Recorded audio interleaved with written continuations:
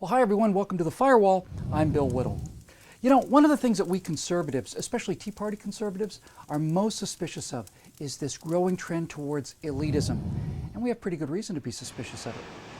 Dedicated man of principle, Arlen Specter, was a Republican from 1965 until 2009, when it became clear to him that his Senate seat for life was in danger, so he switched to being a Democrat so as not to deprive the great republic of his once-in-a-generation talent.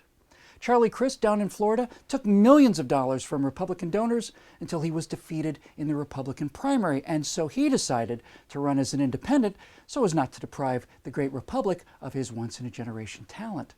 And up in Alaska, Republican Lisa Murkowski, defeated in the primary, is also running as an independent so as not to deprive the great republic of her once-in-a-generation talent. Miss Murkowski has only been a senator for about 8 years, having been granted the fiefdom by her noble father Frank, Duke of Alaska, whose noble lineage goes back a respectable 30 years or so. But these people are all pikers, of course, compared to the late Robert Byrd, Democrat from West Virginia, who was elected U.S. Senator a few months before I was born, way back in 1959. And, of course, the Democratic Party's late Crown Prince himself, Teddy Kennedy, who, descended from the bluest blood of all, never had a job that didn't entail spending other people's money and creating the rules and regulations that other people had to live by. What is it about all of this that seems vaguely and unpleasantly familiar? It smells a bit like a ruling class, doesn't it? Well, suppose you lived in medieval times, and like most people, you wanted good food, fine clothes, maybe a smallish mansion out in the country, and to be waited on hand and foot before coming to the unpleasant realization that acquiring these things requires an awful lot of hard work. Bummer. But then you get the brilliant idea of raising an army to get other people to do all of that for you at the point of a sword. A few quick and bloody campaigns, and you and the fruit of your magnificent loins are set for life. Elitism, modern elitism, is just the old-fashioned, ancient, productivity-stealing corpse of aristocracy and nobility, given a fresh slathering of pancake makeup, a Harvard degree, say, or a place out in the Hamptons, to look good at the viewing. We call the army of servants today congressional aides, and the exclusive carriage rides and fox hunts are called limousines or fact-finding missions, but the moral equation is the same. You do not have a right, the divine right of kings, let's say, to rule over other people because of who you are. Now, politically, there's something interesting about people who throughout history have supported elitism. For example, Bill Maher has said that he's in favor of rule by the liberal elite, but of course, that's because Bill Maher is one of the liberal elite. He despises common people like you and me. He is, however, generously willing to assume the mantle of nobility and tell the rest of us knuckle-dragging, flag-waving, racist idiots how to lead our lives. Be more than a little suspicious of people who say the best thing for people like you is to put the power over your lives into the hands of people like them.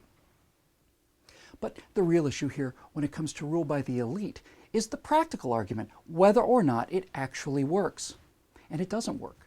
And the reason it doesn't work is so obvious that you have to be fantastically intelligent not to see it. Take the 10 smartest guys in the world, the 10 brightest people we have today on planet Earth, and then tell them that they have to make the decisions to grow the economy. They have absolute authority and get to decide everything. Well, first of all, the 10 smartest guys in the room are not going to agree on what to do. That alone should tell you something very important. Second, while it is true that every one of them is far more intelligent than people like you or me, there is one stubborn fact that remains. There are several, scores, maybe hundreds, of specific areas in which you know more than the 10 smartest guys on planet Earth. Maybe you know how to make a fly fishing lure better than any of them. Maybe you know more about the right temperature in which to store fresh milk.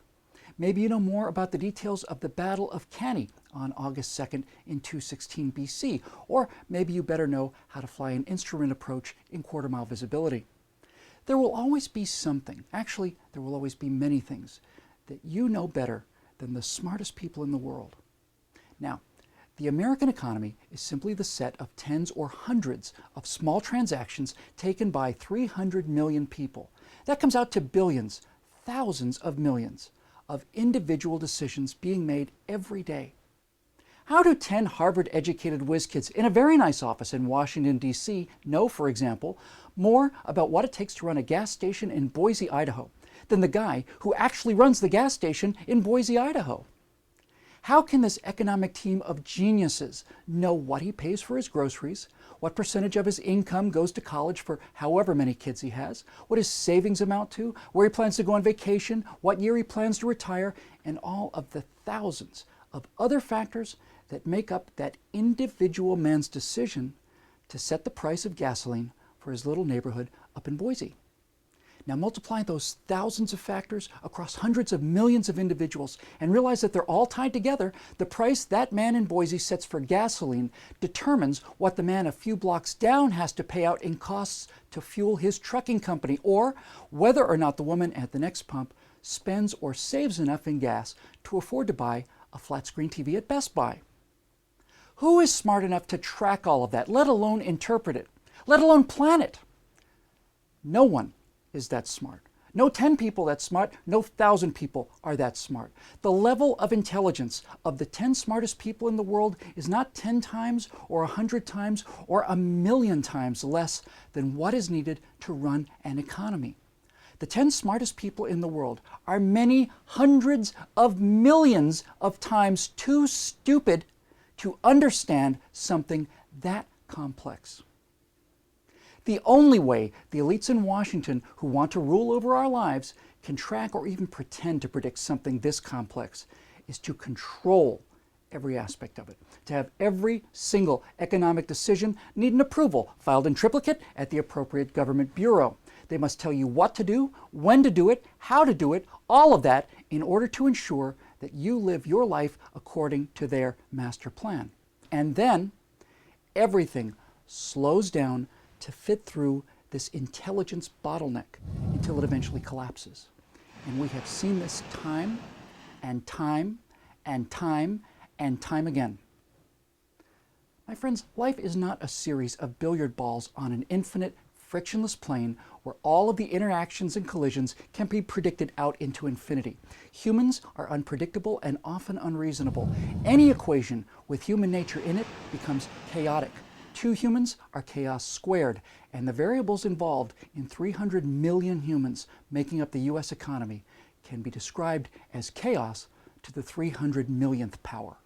The only way to even try to get a handle on such a number and on such complexity is with 300 million individual processors spread out all across the country, each making individual decisions on those events closest to them. 10 processors a few thousand miles away in Washington, even if they're twice as fast as any single one of the 300 million out there, is massively, massively inadequate to the task. Conservative distrust of elitism is not, as guys like Bill Maher would have you believe, just jealousy on the part of NASCAR-loving rednecks who were too stupid to get into a good school. Distrust of elitist thinking is based on its historical failures, the moral repugnance of people who make the claims in favor of an aristocracy, and especially on the fact that it just cannot work due to a massive failure of intelligence. How stupid do you have to be not to see that? Maybe these elitists are not so smart after all. There's something to think about. And to keep these messages coming, go to declarationentertainment.com and see if we can convince you to become a citizen producer and help take back your culture. I'm Bill Whittle. We'll see you next time on The Firewall.